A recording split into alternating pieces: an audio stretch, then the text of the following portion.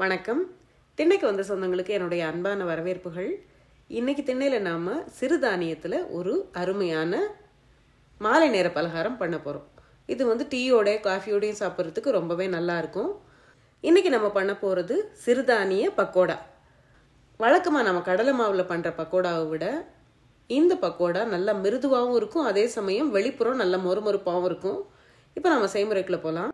இந்த பக்கோடா செய்முறைக்கு நான் எடுத்திருக்கிறது சோள மாவு. சோள மாவுனா மக்காச்சோள மாவு இல்லை, இது வெள்ளை சோள மாவு. சின்ன சின்ன உருண்டைகளாக இருக்கும் வெள்ளை சோளம். அந்த சோள மாவை தான் நம்ம இன்னைக்கு எடுத்திருக்கோம். இப்போ நான் 1 கப் அளவுக்கு சோள மாவு எடுத்திருக்கேன். இந்த 1 கப் சோள மாவோட நாம் 1/2 கப் அளவுக்கு பொட்டுக்கடலையை பொடி பண்ணி சேர்க்க போகிறோம். இப்போ பொடி பண்ண பொட்டுக்கடலையை இதில் சேர்த்தாச்சு. பொட்டுக்கடலை மாவை சேர்த்துட்டு அடுத்ததாக நான் 2 டேபிள் ஸ்பூன் அளவுக்கு கோதுமை மாவு சேர்த்துக்கிறேன். கூடவே 2 டேபிள் ஸ்பூன் அளவுக்கு வெள்ளை அவலும் சேர்த்துக்கிறேன். இந்த வெள்ளை அவல் கட்டாயம் சேர்த்துக்கங்க, இது நல்ல மொறுமொறுப்பு கொடுக்கும். கூடவே தேவையான அளவுக்கு உப்பு, 1/2 டீஸ்பூன் அளவுக்கு வத்தல் தூள், 1/4 டீஸ்பூன் அளவுக்கு பெருங்காயத்தூள் இதெல்லாம் சேர்த்துக்கலாம். அடுத்ததாக நான் 1/2 டீஸ்பூன் அளவுக்கு பெருஞ்சீரகம் அதாவது சோம்பு சேர்த்துக்கிறேன். இப்போ நாம் நறுக்கி வச்ச வெங்காயத்தை சேர்த்துக்கலாம். அடுத்ததாக கைப்பிடி அளவுக்கு கருவேப்பிலையும் கொத்தமல்லியும் நறுக்கி சேர்த்துருக்கேன்.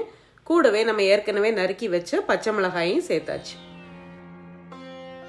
கடைசியாக கொஞ்சம் நறுக்கின இஞ்சியும் சேர்த்துட்டு சேர்த்த பொருட்களெல்லாம் நல்லா கலந்து விட்டுட்டு நாம் கொஞ்சம் கொஞ்சமாக தண்ணீர் சேர்த்து கெட்டியாக பிசைஞ்சுக்க போகிறோம். இப்போ கையாலையும் பிசைஞ்சுக்கலாம். இப்போ நான் கரண்டியாலேயே நல்லா கிளறி எடுத்துக்கிறேன்.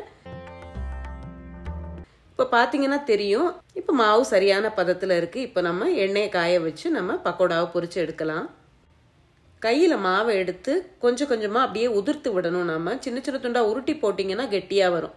இந்த மாதிரி உதிர்த்து விட்டுட்டு உடனே கிளறக்கூடாது. 1 நிமிஷம் நல்லா வேக விட்டுட்டு அதுக்கப்புறம் மெதுவாக திருப்பி விடுங்க. இந்த மாதிரி திருப்பி விட்டு எல்லா பக்கமும் பொன்னிறமாக வந்த பிறகு எடுத்தோம்னா ரொம்ப ரொம்ப அருமையான சோள மாவு பக்கோடா தயாராகிரும். இது டீயோடையோ காஃபியோடையோ சாப்பிட்றதுக்கு ரொம்பவே பிரமாதமாக இருக்கும். கட்டாயம் நீங்கள் செஞ்சு பாருங்கள். இது மாதிரியே இன்னும் நிறைய பக்கோடா போண்டா செய்முறைகள் நம்ம சேனலில் இருக்குது. அதையும் நீங்கள் பாருங்கள். அதோட லிங்க்கை நான் டிஸ்கிரிப்ஷனில் கொடுக்குறேன். இந்த செய்முறை உங்களுக்கு பிடிச்சிருந்தா சேனலுக்கு நீங்கள் புதுசாக வந்திருந்தீங்கன்னா மறக்காமல் சேனலை சப்ஸ்கிரைப் பண்ணிக்கோங்க. அடுத்து இன்னொரு நல்ல செய்முறையோடு சந்திப்போம். நன்றி.